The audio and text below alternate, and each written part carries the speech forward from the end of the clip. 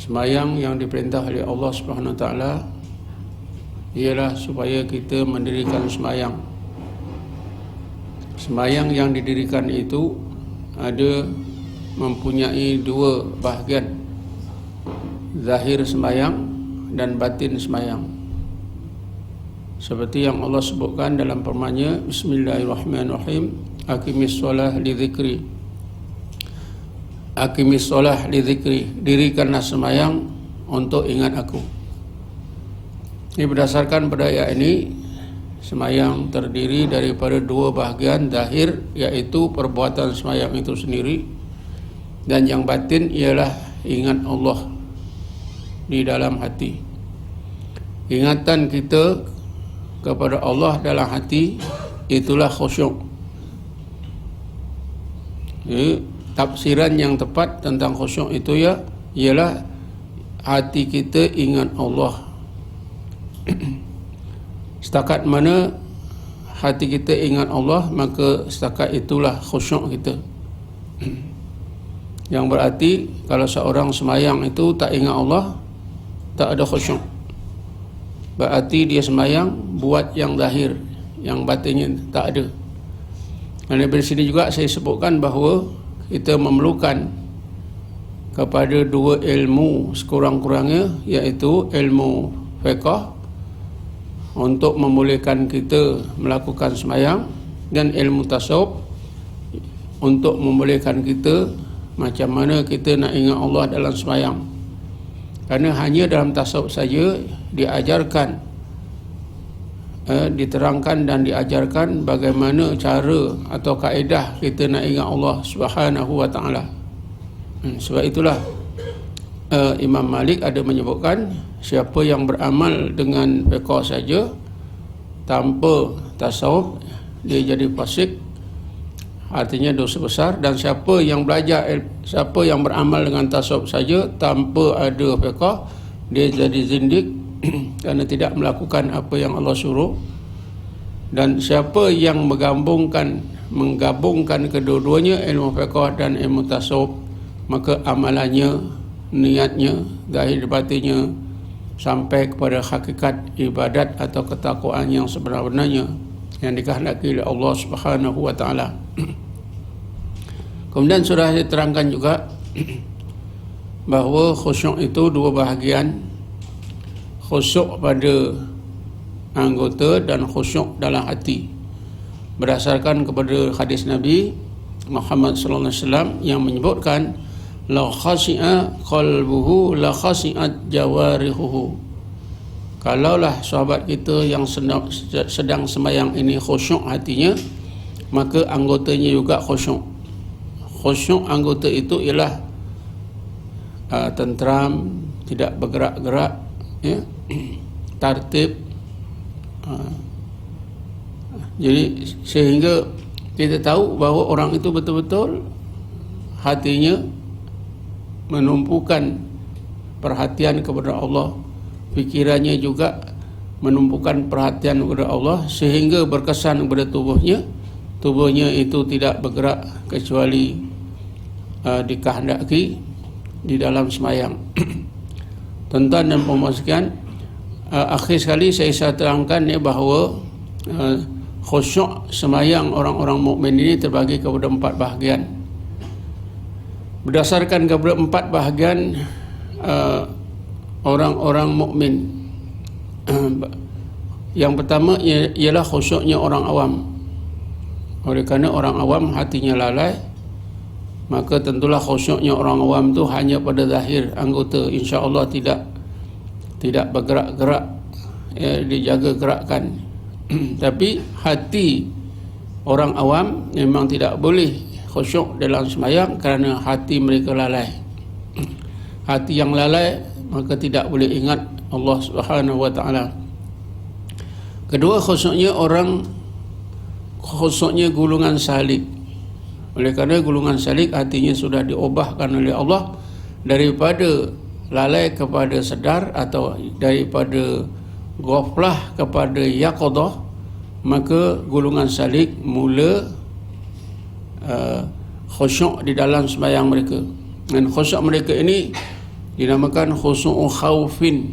Khusyuk kerana hati mereka ketika sembahyang itu merasa takut kepada kebesaran Allah Subhanahu wa taala. Kemudian yang ketiganya ialah khusyuknya golongan khawas. Khusyuknya golongan khawas oleh kerana hati mereka itu hudur ma Allah, terlalu kuat ingatannya kepada Allah, maka khusyuk mereka itu lebih baik. Dan khusyuk mereka ini diistilahkan dengan khusyuk khaufin wa raja'in. Khusyuk hati mereka kerana takut kepada kebesaran Allah. Di samping itu hati mereka tetap penuh memandang kesempurnaan rahmat Allah Subhanahu wa taala. Dan akhir sekali ialah khusyuknya golongan khawasul khawas yang diistilahkan dengan khusyuk farhin wa sururin. Mereka khusyuk kerana ketika sembahyang hati mereka suka dan gembira berdepan menghadap Allah Subhanahu wa taala.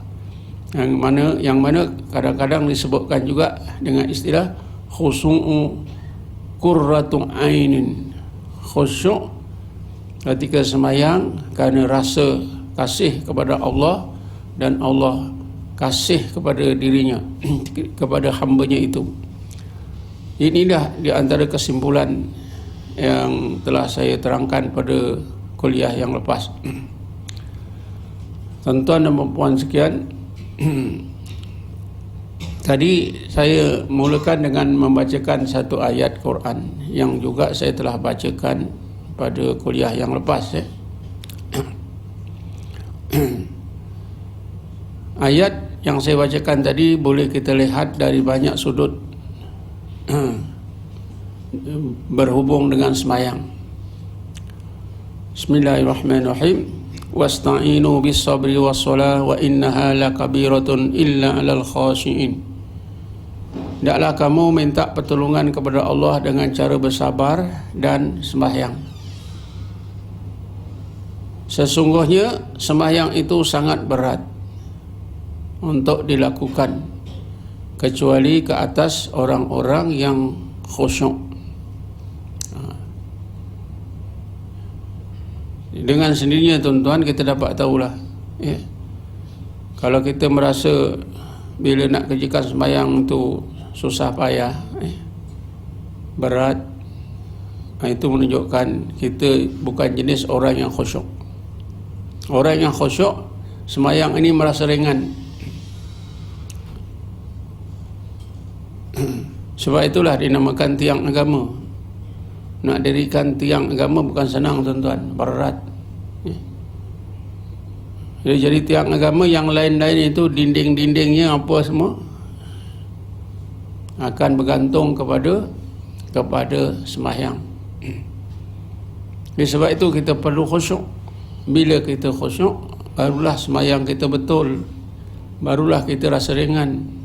Sebab itulah kita tak heran kalau Nabi itu tak penat-penat mengerjakan sembahyang siang dan malam. Disebabkan Nabi bila sembahyang benar-benar khusyuk, dan khusyuk Nabi itu disebut sebagai khusyuk qurratu ain. Nabi sendiri sebut qurratu aini fis shalah. Tuan-tuan dan puan sekian, pada malam ini saya ingin meneruskan tentang kesan atau hikmah atau kebaikan yang akan diterima oleh orang-orang yang sembahyang dengan khusyuk ini. Bagaimana yang telah diterangkan oleh Ibnu Athaillah dalam kitabnya Al-Hikam.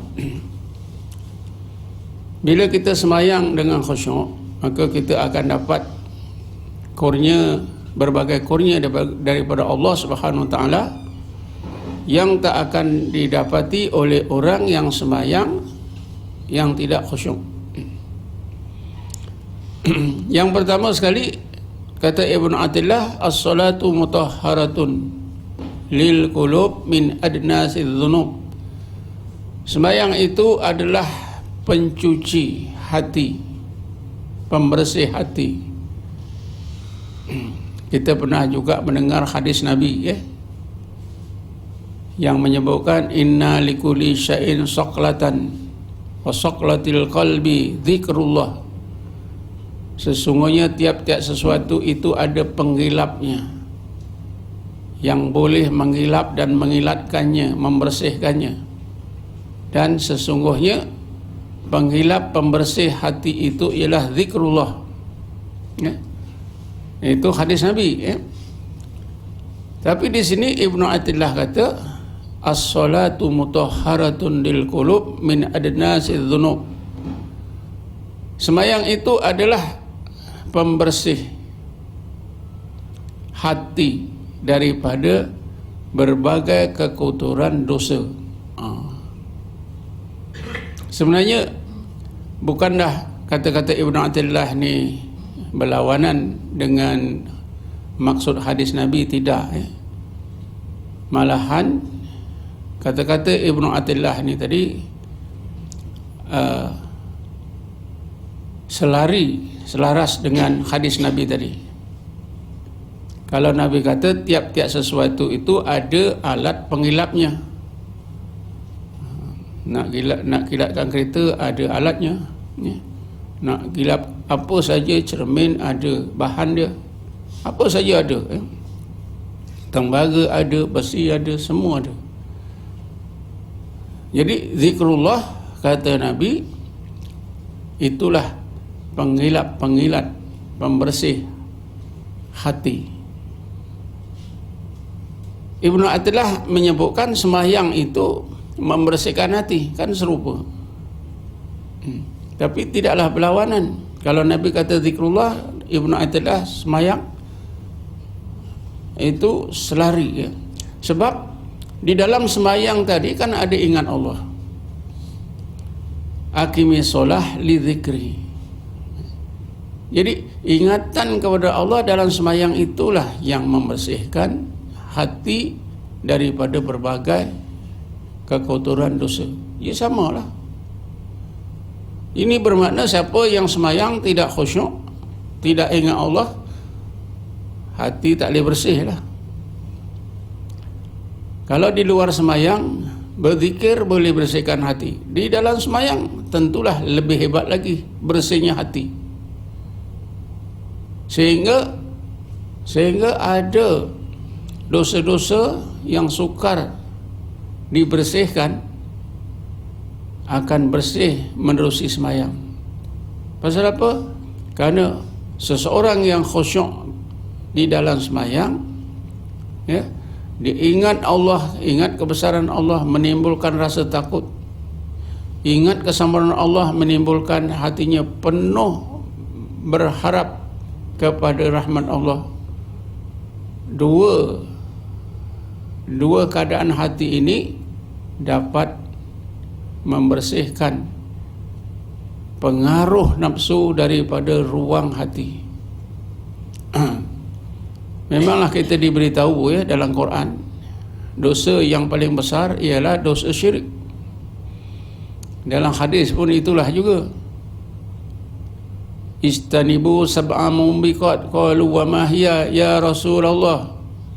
Jauhkanlah 7 perkara, 7 dosa yang merosakkan, menyebabkan kamu dimasukkan ke neraka.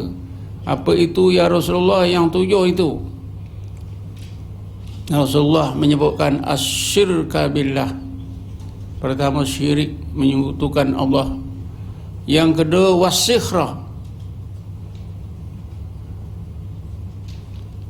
beramal ilmu sihir, terlibat dalam kerja-kerja sihir. Jadi memanglah dalam Quran dan hadis Nabi, dosa nombor 1 ialah syirik. Syirik. Sehingga kalau seorang tu mati dalam keadaan syirik, tak diampunkan oleh Allah. Dosa-dosa lain boleh, tapi dosa syirik tidak boleh. Tapi andainya sebelum dia mati dia taubat, ya, taubatnya diterima, maka diampunkan oleh Allah Subhanahu Wa Taala. Tapi menurut orang-orang sufi, ada dosa yang susah nak dihilangkan daripada ruang hati, kesan kotornya tu. nak dibersihkan daripada ruang hati itu sangat sukar, ialah pengaruh nafsu. Pasal apa pengaruh nafsu? Sebab bila nafsu itu mempengaruhi hati, itu berarti syaitan juga sudah menawan hati kita. Sebab antara syaitan dengan nafsu itu dia kawan baik, tak pernah berpisah. Siapa yang ditawan oleh nafsunya berarti ditawan oleh syaitan. Tapi ramai orang kata mana ada syaitan. Kalau siapa yang tak percaya ada syaitan ni, tuan-tuan, atas alasan tak pernah tengok syaitan, tanyalah dirinya, dia hidup dengan apa? Dia hidup dengan roh. Ada siapa tengok roh? Tak ada siapa pun melihat roh. Tak ada siapa yang melihat roh. Tapi roh ada. Sebab kita hidup dengan roh. Tapi roh tak boleh kita nampak. Sebab itulah syaitan yang kita tak boleh nampak itu ada. Dia sudah menguasai sepenuhnya hati kita bersama-sama nafsu kita tak tahu. Sebab itulah dalam Quran disebutkan, Bismillahirrahmanirrahim, Ara'aita man ittakhadha hawahu ilahahu. Adakah kamu telah melihat manusia yang menjadikan nafsunya sebagai Tuhannya?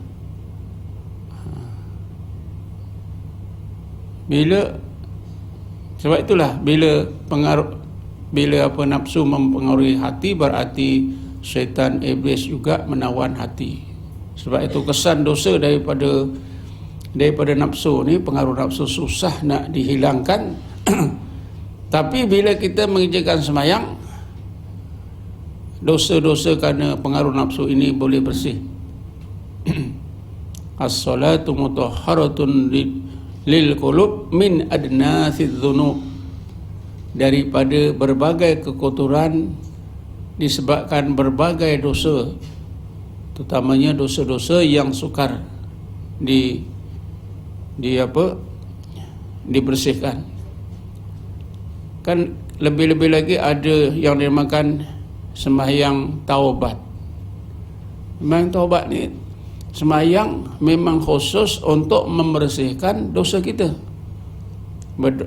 Sebagai satu ibadat di mana kita minta kepada Allah secara khusus supaya Allah bersihkan semua dosa-dosa kita.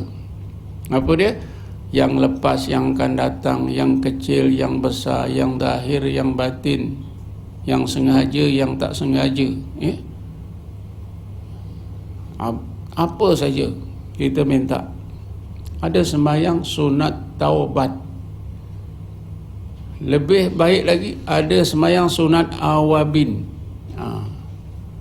Sunat awabin itu ialah sembahyang sunat taubat, minta keampunan daripada Allah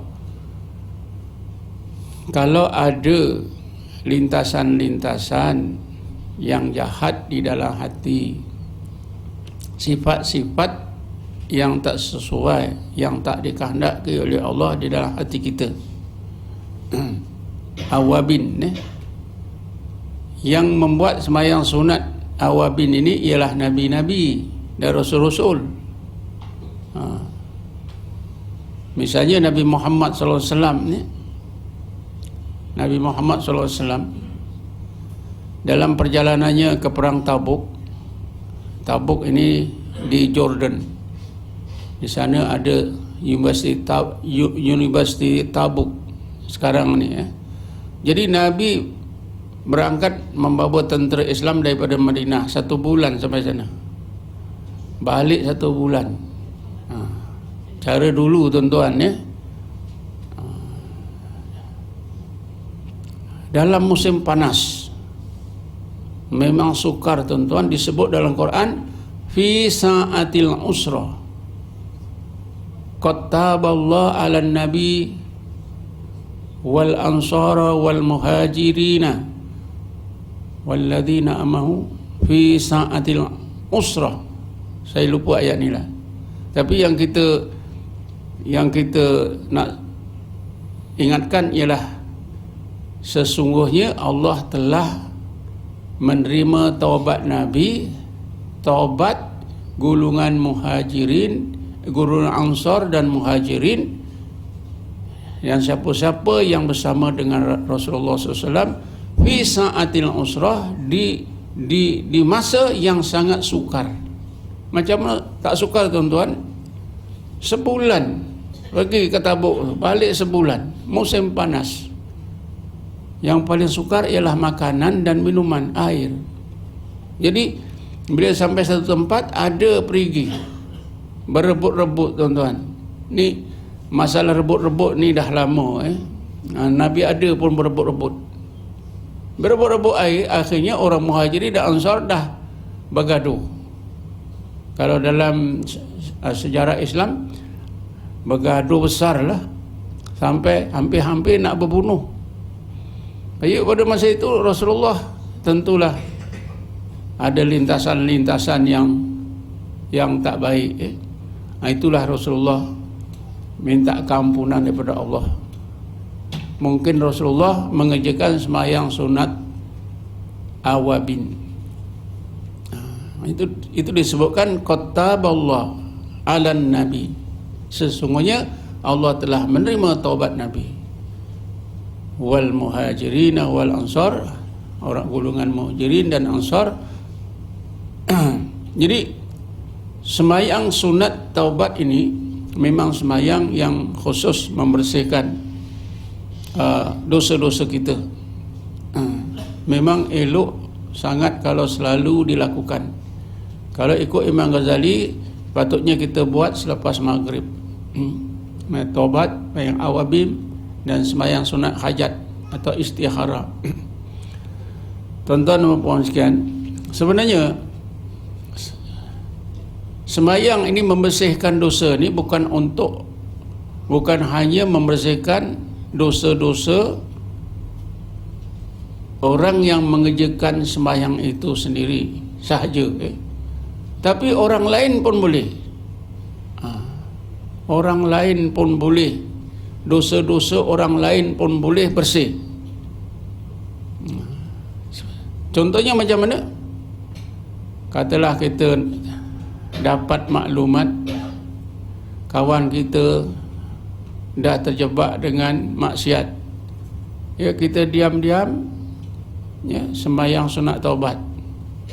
Ya Allah, ampunkanlah dosa aku, macam mana pun besarnya dan macam mana pun banyaknya dosa aku. Begitu juga ya Allah, ampunkanlah dosa rakan aku ni si Fulan bin Sefulan, macam mana pun besarnya, macam mana pun banyaknya dosanya ya Allah. Engkau saja yang boleh mengampunkan. Engkau berilah hidayat kepada aku dan kepadanya ya Allah. Ini sangat baik tuan-tuan. Mungkin anak kita, mungkin cucu kita, mungkin jiran kita, mungkin anak kawan kita, tanpa kita beritahu pun tak apa. Memang sifat orang mukmin itu doa mendoa. Dalam kitab Ruh, Syekh Ibnu Qayyim Al-Jauziyah, dia kata salafus salih memang biasa mereka ni mendoa antara satu sama lain, dan antara doa-doa mereka yang mereka selalu baca ialah Allahumma ighfirlil muslimin wal muslimat wal mu'minin wal mu'minat al ahya'i minhum wal amwat. Itu doa ini telah diamalkan oleh salafus salih. Siapa dia salafus salih? Ialah umat Islam yang hidup pada abad kedua, abad pertama, kedua, ketiga. Tapi ada yang melebarkan lagi sampai abad keempat, kelima. Salafus salih. Tapi berdasarkan kepada hadis Nabi, hanya pada abad mereka yang hidup pada abad pertama, kedua, ketiga, berdasarkan hadis Nabi, khairul qurni qurni summal ladzina yalunahum summal ladzina yalunahum. Sebaik-baik kurun ialah kurunku, kemudian kurun yang mengikutinya, kemudian kurun yang mengikutinya. Jadi 3 kurun saja.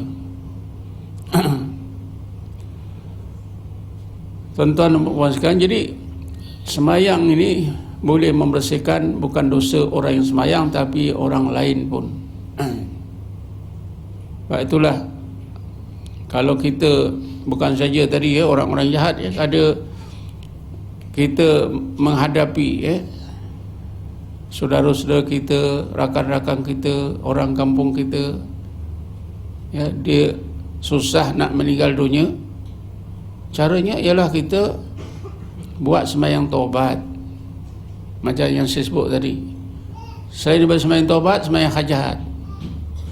Hajat macam mana? Ya Allah, mudahkanlah kematiannya, pemergiannya, terimalah, redailah, insya-Allah. Itu memudahkan. Tapi kebanyakan yang saya temui,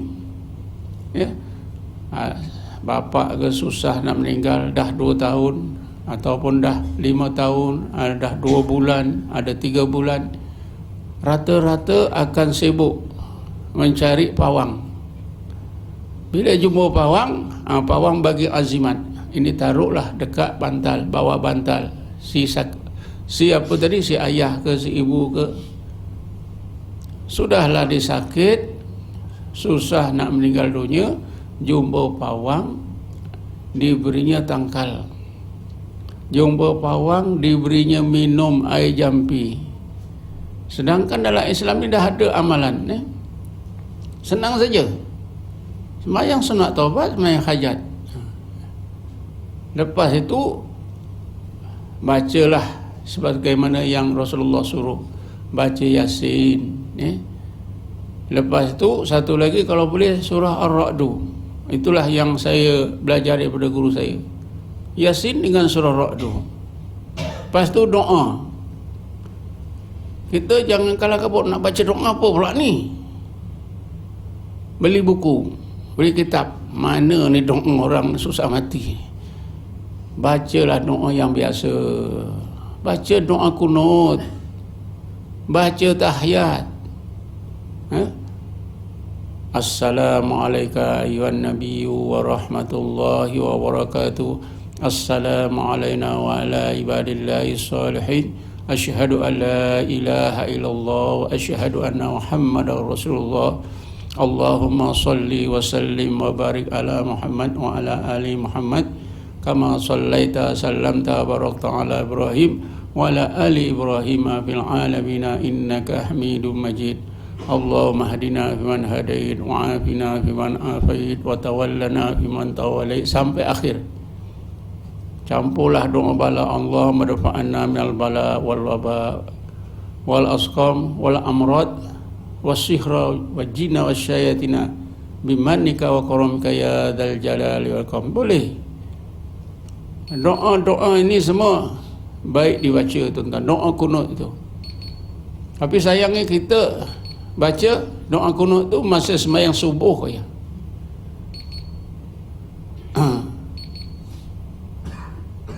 Ada senjata ya, guna satu ya, sembahyang subuh ya. Rugi ya. Bila kita menghadapi kesusahan, kita dah lupa doa kita. Nabi ada pesan ni, sebaik-baik amalan ialah yang kekal walaupun sedikit. Afdalul a'mal adwamuha wa in qalla. Apa yang kekal? Doa kunut kekal, tahiyat kekal. Bacalah. Jadi insya-Allah tuan-tuan ya, kerana dalam pengalaman saya, murid-murid saya membantu orang-orang yang sukar meninggal dunia saya ingat dekat Taman Melati itu 2 tahun. 2 tahun dah. Saya pergi itu dah tak sedar, mata kejam, tapi badan tak susut. Makan pun sambil tidur. Dekat tangan kanannya ada tasbih. tasbih itu dibilang. Kata anak perempuan dia yang jaga, ayah saya ni ustaz, walaupun dia tak sedar, dia tetap berzikir dia. Saya tanyalah, apa istimewanya ayah awak ni? Oh, ayah saya ni dulu maha guru silat.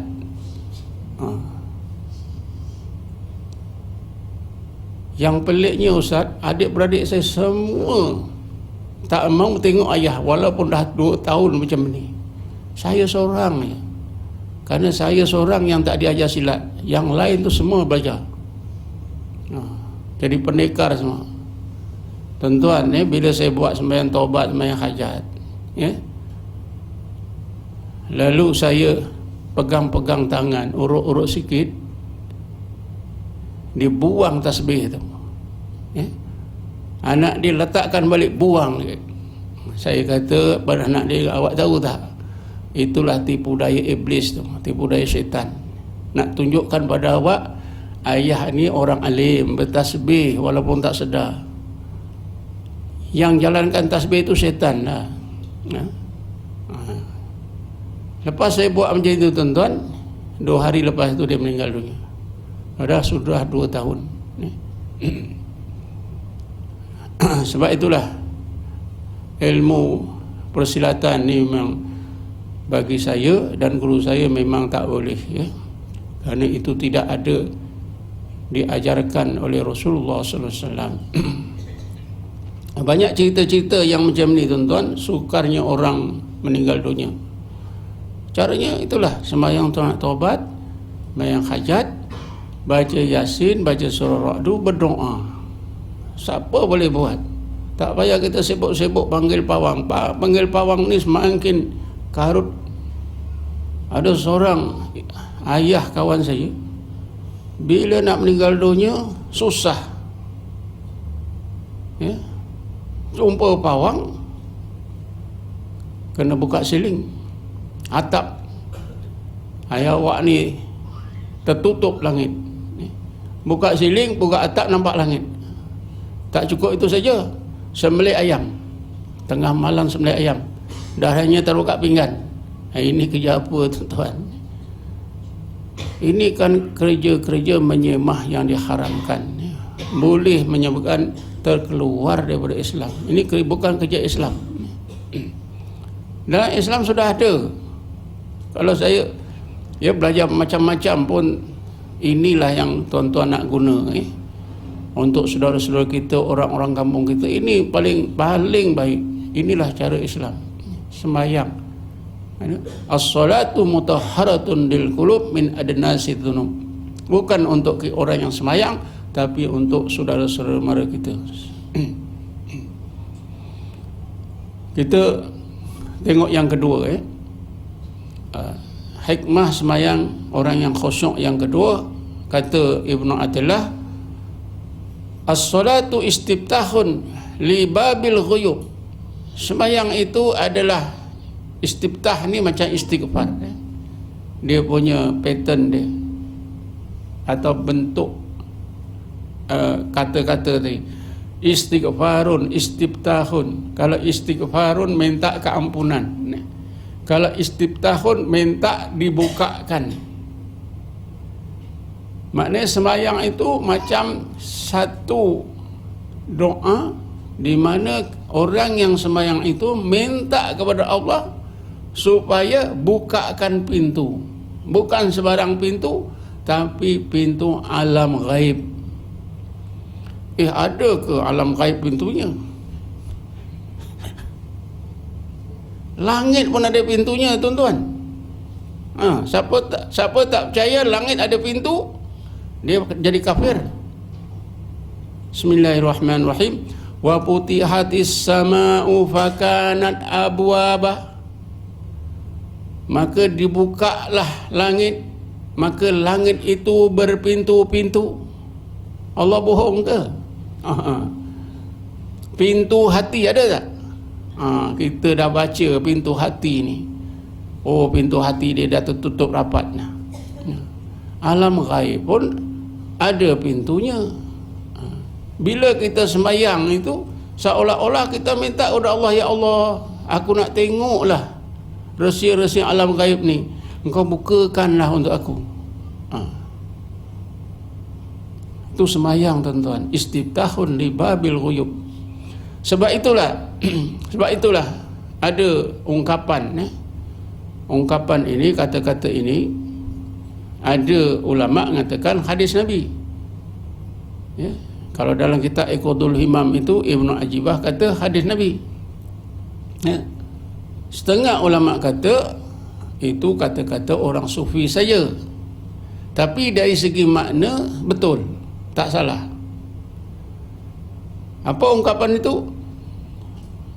As-salatu mi'rajul mu'min. Sembahyang itu adalah mi'raj orang mukmin. Nabi dimi'rajkan oleh Allah betul dengan tubuhnya, dengan rohnya sekali, sampai ke tempat yang paling tinggi, Baitul Ma'mur, melintasi lagi Baitul Ma'mur, ya. Dalam Quran disebut sampai Sidratul Muntaha. Laqad, bismillahirrahmanirrahim, laqad ra'ahu nazlatan ukhra inda Sidratil Muntaha indaha jannatul ma'wa. Kalau tuan-tuan nak tengok, nak tahu manusia yang pernah melawat surga, Nabi Muhammad. Sesungguhnya Muhammad SAW itu melihat Jibril di tempat yang lain, iaitu makna nampak Jibril dalam bentuknya yang asal, kejadiannya asal. Setengah ulama tafsir kata gitu, ya. Indah Sidratil Muntaha, di sisi tempat yang dinamakan Sidratul Muntaha, indaha jannatul ma'wa. Disitulah di sisi Sidratul Muntaha inilah letaknya jannatul ma'wa. Nabi sudah melawatlah surga. Kalau Adam AS dan Hawa dijadikan oleh Allah terus masuk surga, tapi Nabi dari dunia ni naik sampai ke surga. Iblis begitu juga, tuan-tuan. Sebab iblis ni asalnya diletakkan di dunia, dia jadi alim, dia benci jin ni, berperang, membunuh, minta kepada Allah, ya Allah, aku pindahkanlah keluarga aku, kumpulan aku ni ke langit. Dipindahkan ke langit. Bila Adam dijadikan, letakkan di surga, sebab itu dia ada sana, ya. Tapi Nabi Muhammad, ya, satu-satunya manusia yang dikurniakan oleh Allah melawat surga. Itulah mi'raj, ya. Jadi as-salatu mi'rajul mu'min. Sembahyang itu adalah mi'raj orang mukmin. Kata-kata ini setengah ulama kata hadis Nabi, setengah ulama kata bukan hadis Nabi, tapi kata-kata orang sufi. Bagaimanapun maknanya tak salah, maknanya betul. Sebab memang bila seseorang itu sembahyang, maka pandangan hatinya itu mengembara, dan pengembaraan ini dikehendaki oleh Allah, diperintah oleh Allah. Bismillahirrahmanirrahim. Fa aynama tuwallu fasamma wajhullah. Kemanapun kamu pandang, maka kamu akan rasa wujudnya Allah, keagungan Allah, kesempurnaan Allah Subhanahu wa ta'ala. Kemanapun kamu pandang. Ini ada dua cara, tuan-tuan. Cara pertama dengan pandangan mata. Kita di luar sana, siang hari kita tengok tepi laut, kalau atas bukit, kalau di atas kapal terbang, kita lemparkan pandangan mata kita. Kalau dalam sembahyang, yang dilemparkan ialah pandangan hati. Walaupun ada dinding, walaupun ada atap, walaupun ada tubuh kita, hati kita itu boleh mandang, boleh memandang, ya, pergi ke serata, ya, tempat alam semesta ini. Fa aynama tuwallu fasamma wajhullah. Jadi kalau gitu betul lah sembahyang itu mi'raj orang mukmin. Betul lah apa yang Ibnu Athaillah kata, as-salatu istiftahun li babil ghuyub. Hebat tuan-tuan, sembahyang ni sangat hebat. Tapi kita tak merasa hebatnya. Ini yang jadi apa? Masalah kepada kita, yang melemahkan semangat kita untuk sembahyang.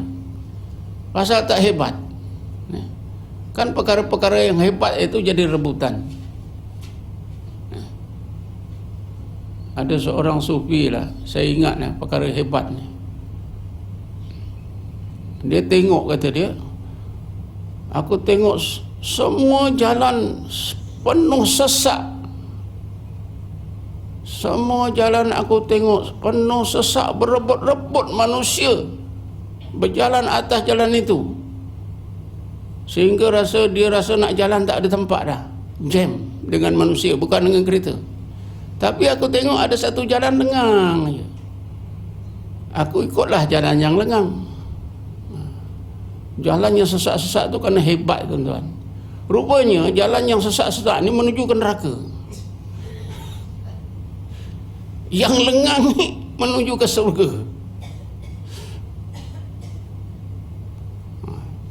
Semayang ni tuan-tuan, satu jalan menuju ke surga, lengang. Pasal apa? Tak hebat. Tapi Ibnu Athaillah mantu kita, ya.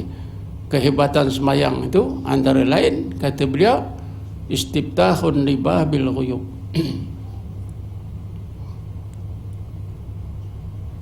Ramai orang, tuan-tuan, belajar ilmu kerana nak tengok alam gaib. Alam gaib ini pula alam gaib yang terhad, iaitu nak tengok jin. Seorang murid saya, ya, dia belajar dengan saya. Dia mengaku sebelum ini dia belajar ilmu kasyaf. Saya pun baru dengar lah ada ilmu kasyaf.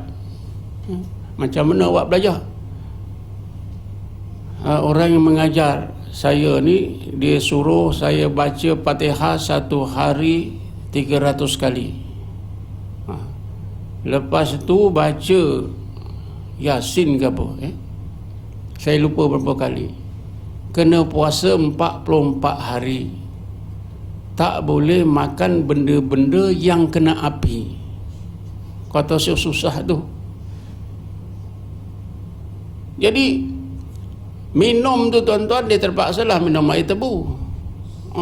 Kalau air gula biasa kena api tak boleh. Nasi semua tak minum, tak makan dia. Saya lupa cara dia makan tu, 44 hari. Bila dah habis 44 hari, dia pun kasyaf.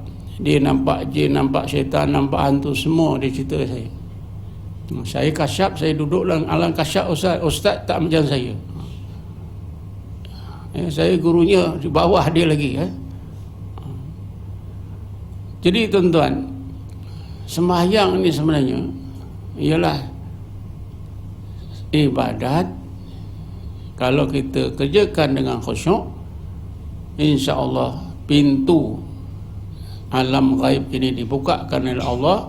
Berbagai hijab hati kita diangkatkan oleh Allah, sehingga kita akan dapat melihat dengan pandangan hati kita ayat-ayat Allah. Satu lagi, tuan-tuan, ayat-ayat Allah ni apa? Kalau permata-permata tu boleh tahan juga. Ayat-ayat Allah ni apa dia?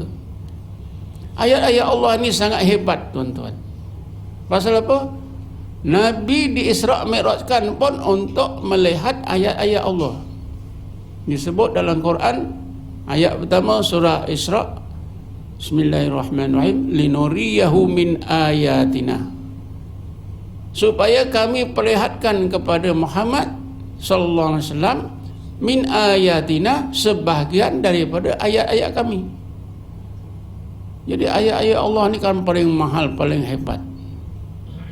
Jadi dalam sembahyang, kalau sembahyang kita khusyuk, Allah bukakan berbagai hijab hati kita, bukakan, ya, pintu-pintu alam ghaib, alam malakut, lalu mengembaralah pandangan hati kita menyaksikan ayat-ayat Allah Subhanahu wa taala. Orang yang dapat menyaksikan ayat-ayat Allah di alam gaib ini, dia akan dikurniakan oleh Allah apa yang dinamakan ma'rifatullah. Disampaikan kepada Allah kepada hakikat dan makrifahnya, menjadi orang-orang yang hampir kepada Allah Subhanahu wa taala, orang-orang yang khusus di sisi Allah, ya. Ahlullah khasatuhu wa julasa'uhu, orang-orang Allah, orang-orang yang khusus di sisi Allah, orang-orang yang berada di dalam majlis Allah Subhanahu wa taala. Jadi semayanglah, menerusi semayang. Selain daripada semayang, di sana ada amalan zikir pun sama juga. Sebab itu akimi solah li zikri. Bila kita semayang, hati kita khusyuk, ingat Allah, terbukalah berbagai hijab hati kita. Allah bukakanlah pintu-pintu alam gaib. Betul lah. Karena dalam sembahyang itu khusyuk, hati kita ingat kepada Allah Subhanahu wa taala. Kemudian yang ketiganya, kata Ibnu Athaillah, as-salatu mahallul munajat. Mahal itu artinya tempat lah. Maksudnya ialah masa dan tempat. Tempat dan ketika atau masa. Sembahyang itu adalah tempat dan masa di mana orang yang sembahyang dengan khusyuk itu bermunajat kepada Allah. Apa makna munajat? Makna munajat ini dari segi bahasa ialah mukalamah. Makna mukalamah itu dalam bahasa kita ialah berbual. Macam saya ngajar ni dengan tuan-tuan, berbual lah. Kalau kita duduk di warung makan roti canai dengan teh tarik, berbual, bercakap-cakap. Yang senangnya bercakap-cakap. Munajat itu artinya bercakap-cakap.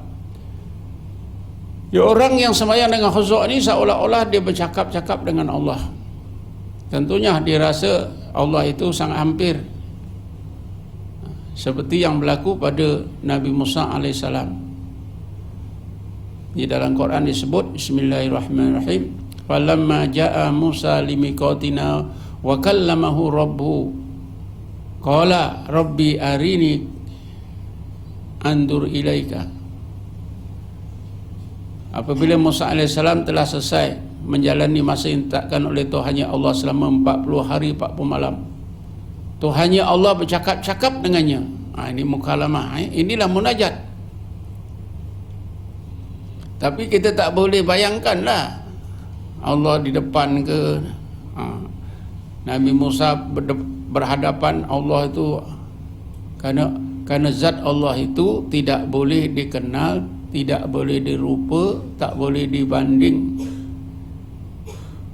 Yang kita tahu, yang kita wajib yakin, Allah telah bercakap dengan Nabi Musa. Cara macam mana bercakap itu ada diterangkan di dalam hadis, dalam kitab hadis, apa itu Kasful Sifat, si Ajaluni ada diterangkan. Kemudian Ibnu Rajab Al-Hambali dalam kitabnya Al-Ahkam, Usulul Ahkam wal Hikam, pun ada diterangkan macam mana apa itu Nabi Musa, Allah bercakap dengan Nabi Musa. Tak salah saya dalam kitab Ibnu Imam Syuuti, kitab Ta'yidul Haqiqatil Aliyah pun ada diterangkan macam mana Nabi Musa, Allah bercakap dengan Nabi Musa. Begitu juga dalam sembahyang ini, bila seorang sembahyang dengan khusyuk, maka berlakulah munajat kepada Allah. Dan Nabi sendiri sebut dalam sebuah hadis, al-musalli yunaji rabbahu. Orang yang sembahyang dengan khusyuk itu, dia munajat kepada Tuhannya Allah Subhanahu wa taala. saya pernah membacalah keterangan tak salah saya oleh Syekh Ahmad Faruqi Asyir Hindi, dia menerangkan macam mana seorang itu munajat. Sebenarnya munajat kepada Allah ni pun pernah juga berlaku pada kita, tapi kita tak sedar. Kita tak sedar itu pengalaman kita itu adalah munajat.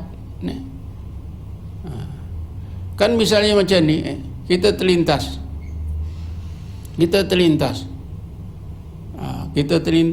nak pergi satu tempat, tiba-tiba bila kita nak pergi tu tiba-tiba kata rasa-rasa tak boleh pergilah. Lalu kita berpatah balik, tak jadi pergi ke situ. Sebenarnya tuan-tuan, sebenarnya itu adalah sebahagian daripada munajat kita kepada Allah. Kerana apabila kita nak pergi ke satu tempat, memang kita mengharap kepada Allah supaya sampai. Tapi tiba-tiba sampai tengah jalan tak jadi. Siapa mengilhamkan? Kan Allah. Kan Allah ilhamkan kita, tak jadilah. Tak jadilah pergi. Nak pergi tadi, hasrat nak pergi pun Allah, yang membatalkan pun Allah Subhanahu wa taala. Walaupun kedua-duanya itu kan datangnya kita rasa daripada kita, tapi hakikatnya daripada Allah Subhanahu wa taala. Ini ada unsur apa yang akan munajat. Cuma orang-orang yang munajat kepada Allah ini lebih jelas daripada itu. Segala lintasan dia itu tiba-tiba dia dapat fikiran. Segala masalah yang terlintas tiba-tiba dia dapat jawapan. Ini kan munajat, tuan-tuan. Para mujtahid dalam apa juga bidang, bila menghadapi masalah mereka semayang. Dalam semayang itulah mereka dapat jawapan untuk memecahkan masalah-masalah yang dihadapi. Itu munajatlah. Cuma oleh kerana kita tak biasa dengan kalimah munajat, maka kita susah nak faham. Lebih-lebih lagi kita tidak mengalaminya. Bagaimanapun, bila berlaku munajat itu, maka berlakulah keadaan orang yang sembahyang dengan khusyuk tadi, bahawa Allah itu sangat hampir. Fa inni qarib, fa idza bismillahirrahmanirrahim, fa idza sa'alaka ibadi anni fa inni qarib ujibu da'watad da'i idza da'an. Ini kan asas-asas asas-asas berkaitan dengan munajat tadi. Jadi terasalah orang yang munajat tadi hampirnya Allah, sertanya Allah dengan dirinya, seperti yang Allah firmankan, bismillahirrahmanirrahim, wa huwa ma'akum aina ma kuntum. Sertanya Allah, wa huwa ma'akum aina ma kuntum, dan Allah itu serta kamu dimanapun kamu berada. Dan unsur-unsur lain yang seumpamanya. Allah melihat, Allah mendengar, Allah sentiasa memantau, Allah beserta, Allah sentiasa mencurahkan rahmatnya dan sebagainya, tuan-tuan. Ini berarti apa yang dimunajatkan oleh orang yang sembahyang dengan khusyuk tadi akan diterima oleh Allah Subhanahu wa taala. Kemudian seterusnya kata Ibn Athaillah, tattasi'u fiha mayadinul asrar. Karena ada munajat, maka Allah kurniakanlah berbagai rahmat dan nikmat, terutamanya tentang kepahaman, tentang ilmu, tentang hakikat dan makrifah. Kan tadi kan mengembara, menyaksikan ayat-ayat Allah. Maka kerana itulah dalam sembahyang orang yang khusyuk, Allah tambahkan ilmu. Tattasi itu artinya bertambah luaslah medan sir, ruang hati, ruang lubuk hati. Medan sir ini tempat menyimpan maklumat, tempat menyimpan berbagai ilmu dan kepahaman. Semuanya tersimpan pada sir. Sir orang yang sembahyang dengan khusyuk tadi disebut oleh Ibnu Athilah semakin luas. Ini artinya Allah kurniakan berbagai ilmu ke dalam hati orang yang khusyuk sembahyang. Tattasi'u. Semakin khusyuk semakin luaslah ruang hati, ditambahkan lagi oleh Allah Subhanahu wa taala ilmunya.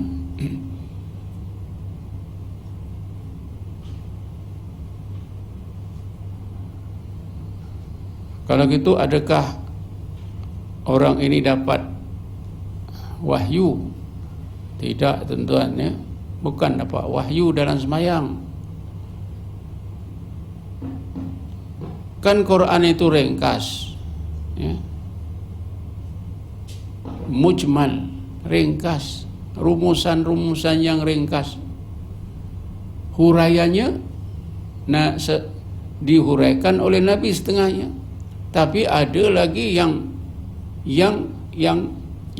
apa itu pernah dihuraikan oleh Nabi, tak sudah dilupai oleh orang-orang Islam. Tafsiran Quran tu tidak habis-habis. Sebab itulah ada ulama mengatakan Quran itu maknanya berlapis-lapis. Sekurang-kurangnya ada 2 lapis, yang zahir dengan yang batin. Tapi ada ulama mengatakan 7 lapis maknanya. Makna ayat-ayat Quran itu berlapis-lapis. Kerana itulah bila kita sembahyang dengan khusyuk, maka Allah SWT bukakanlah resi-resi ilmu, dikurniakan resi-resi ilmu ini terus ke dalam hati kita, tersimpan dalam sir kita. Tuan-tuan dan puan sekian, sebab itulah para mujtahid ni apabila menghadapi masalah pun, mereka sembahyang hajat, main taubat, main hajat untuk mendapatkan jawapan yang sebenar daripada Allah Subhanahu wa taala.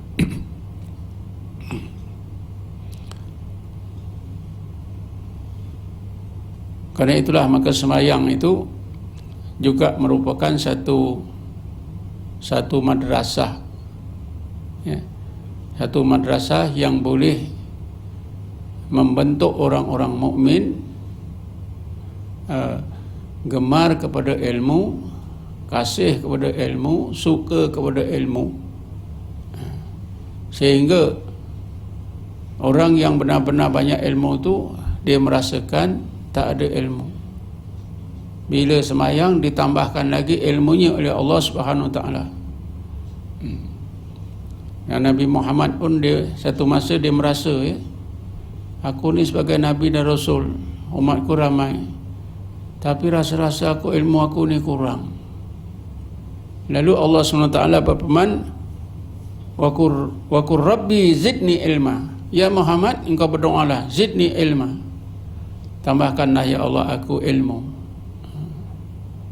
Jadi di antara masa yang Allah menambahkan ilmu kita ialah semasa sembahyang. Masa sembahyang.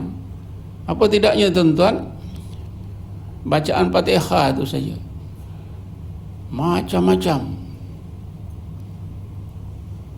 Ada orang menulis tentang meresia Fatihah itu tak habis-habis tuan-tuan, berjilid-jilid, tak habis-habis makna Fatihah.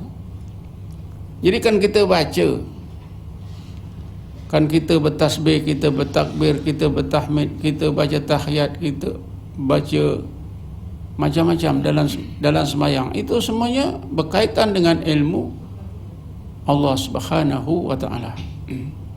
Akhir sekali kata Ibnu Athilah, wa tasruku fiya sawarikul anwar. Orang yang sembahyang dengan khusyuk itu cahaya imannya dan berbagai cahaya hidayat Allah semakin terang, semakin terang, semakin terang. Maknanya sembahyang itu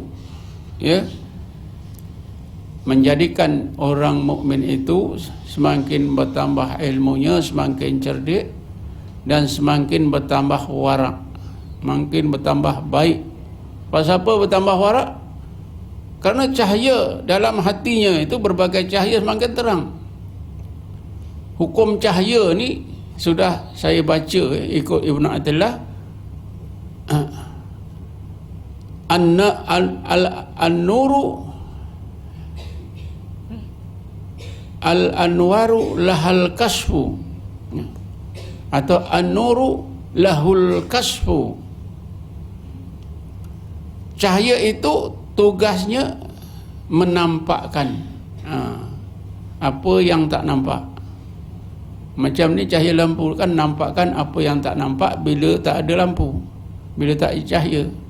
Kalau kita tutup tak ada cahaya, gelap. Tuan-tuan tak nampak saya tak nampak tuan-tuan. Bila buka lampu kan menampakkan yang tadi tak nampak. Jadi begitulah, bila kita sembahyang, cahaya, berbagai cahaya dalam hati kita ini semakin terang, semakin terang. Maka yang dulu kita tak nampak mungkin sekarang sudah nampak. Ini berarti orang yang sembahyang itu semakin warak, semakin warak dalam menjaga hukum hakam Allah Subhanahu wa taala. Tapi warak ni tuan-tuan bukan hanya warak hukum. Warak hukum ni lebih senang ya. Warak hukum di Kuang tu ada seorang alim nama Tuan Haji Said ya. Dia ikut tarekat Qadiriyah. Dia warak. Ikut cerita murid dia yang saya dengar, kalau rumah murid dia itu dibuat dari pinjaman bank, dia tak mau naik. Dia tak mau naik. Kalau dia pergi rumah murid dia, rasa-rasa makanan itu ada subhat, dia pun tak mau makan. Ini memang terkenal dia begitu. Itu warak lah. Dulu pun saya sudah ceritakan di kampung saya, Bilal masjid saya masa saya jadi nadir sana, warak. Warak hukum. Bila kenduri kendara ni, dia yang baca tahlil, tapi makan dia tak makan. Pasal apa? Dia warak. Dia tak tahu ni makan minum ni duit dari mana, dia tak tahu. Sampai macam tu waraknya tuan-tuan. Itu warak hukum. Orang warak ni pun ada, jalan pun warak ada. Jalan tunduk aja, dia tak toleh kiri kanan. Itu warak hukum. Tapi dalam ilmu tasawuf ada satu lagi warak yang susah. Warak khusus. Warak khusus ni apa saja dia tak mau, Allah saja dia tahu. Yang dia mau Allah saja, yang lain dia tak mau. Ini warak ini yang susah tuan-tuan. Jadi dalam sembahyang tadi, cahaya iman tu semakin terang, semakin terang, semakin terang. Dia nampak Allah saja, lain dah tak nampak. Jadilah warak yang khusus. Warak hukum ni di bawah warak khusus ni. Dia seorang yang warak khusus, warak yang umum ni ya, jaga hukum makam ni dengan sendirinya akan berlaku lah. Dalam ilmu tasawuf dikehendaki lah warak yang khusus, iaitu hatinya hanya mau Allah saja. Sahabat-sahabat kebanyakannya warak khusus tuan-tuan. Bismillahirrahmanirrahim. Wa yad'una rabbahum bil ghadati wal 'ashiyyi yuriduna wajha. Mereka itu siang malam beribadat kepada Allah. Yang mereka mau hanyalah Allah. Ini para sahabat ni, siang malam buat ibadat. Yang mereka mau Allah saja. Bila mau Allah saja, warak khusus. Mereka ni tak pandang lain. Ashabus Suffah itu tuan-tuan saya baca, bukan hanya orang miskin-miskin saja supaya dapat makan di masjid. Orang kaya-kaya pun duduk di situ. Jom kita tengok sekarang tuan-tuan, mana orang kaya-kaya betul-betul lah duduk masjid ada. Kalau ada itu sifat sahabat lah. Ashabus Suffah itu memang ada orang kaya. Ya, memang dia mau Allah saja duduk di masjid, beribadat di masjid. Jadi begitulah tuan-tuan, di antara hikmah semayang orang yang khusyuk sebagaimana yang disebutkan oleh Ibnu Athaillah dalam kitabnya Hikam. Setakat ini sajalah untuk malam ini, insya-Allah masa kita sambunglah berkaitan dengan semayang ini. Mudah-mudahan apa yang saya ceritakan dapat membantu kita semua memperbaiki mutu semayang kita. Mudah-mudahan Allah kurniakan kepada kita khusyuk di dalam semayang. Sekurang-kurangnya khusyuknya khusyuknya gulungan salik, iaitu bila semayang berasa takut kepada Allah. Bila berasa takut kepada Allah, tentulah sudah ingat nama Allah, sudah ingat wujud Allah, sudah ingat kebesaran Allah. Setakat ini saja. Wallahu alam. Assalamualaikum warahmatullahi taala wabarakatuh. A'udzubillahi minasyaitonir rajim. Bismillahirrahmanirrahim. Wassalatu wassalamu ala asyrofil anbiya'i mursalin sayyidina Muhammadin wa ala alihi washabihi ajma'in. Allahumma ighfir lana warhamna wa li abaina wa li ummahatina wa li ikhwanina wa li akhwatina wa li muallimina wa masyayikhina wa li jami'il muslimina wal muslimat wal mu'minina wal mu'minat bi rahmatika ya arhamar rahimin. Allahumma inna nas'aluka imanan da'iman wa qalban khashi'an wa 'ilman nafi'an wa 'amalan salihan muqabbala. Allahumma arina haqqa haqqa warzuqna ittiba'an al-batila al-batila warzuqna istinabah. Allahumma inna nas'aluka an tarzuqna rizqan halalan tayyiban wasi'an min ghairi ta'bin wala masaqatin wa wasabin wala nasrin, innaka 'ala kulli syai'in qadir. Allahumma inna nas'aluka at-taubata wal inabata wastiqamata 'ala syari'atil gharatil bayda. وجعلنا مستقيما ولا تجعلنا سقيما الحق. اللهم من علينا بالهدى التامة استقامة على شريعة الطريق البيضاء. اللهم اطرح علينا أكمل الفتوح واسرح صدورنا والشرور.